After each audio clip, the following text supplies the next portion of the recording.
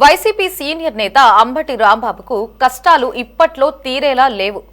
Sattenapalli lucky draw ముఖ్యమంత్రి చంద్రబాబుపై వ్యాఖ్యల కేసుల నుంచి ఇప్పుడిప్పుడే కొంత రిలాక్స్ అవుతున్న ఆయనపై మరో కొత్త కేసు నమోదైంది.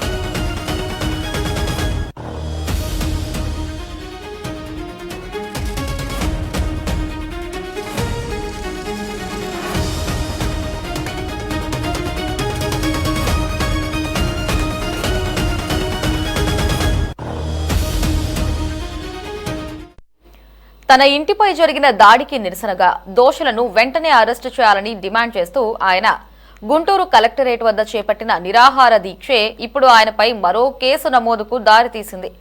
ముందస్తు అనుమతి లేకుండా బహిరంగ ప్రదేశంలో దీక్ష నిర్వహించడమే కాకుండా తద్వారా ట్రాఫిక్కు తీవ్ర అంతరాయం కలిగించి ప్రజలను ఇబ్బందులకు గురిచేశారనే ఆరోపణలతో నగరపాలెం పోలీసులు ఆయనపై కేసు నమోదు చేశారు.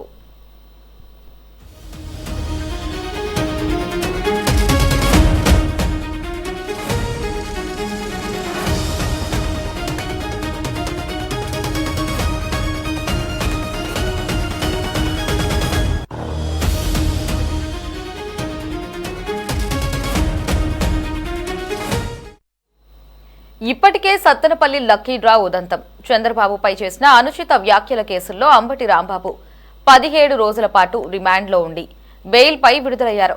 బయటకు వచ్చిన కొన్ని రోజులకే నిరసన దీక్ష పేరిట నిబంధనలు ఉల్లంఘించారంటూ ఆయనపై మళ్లీ కేసు నమోదు కావడం రాజకీయ వర్గాల్లో హాట్ టాపిక్ గా మారింది. కొత్త కేసు నమోదు కావడంపై అంబటి ఎలా స్పందిస్తారో వేచి చూడాలి.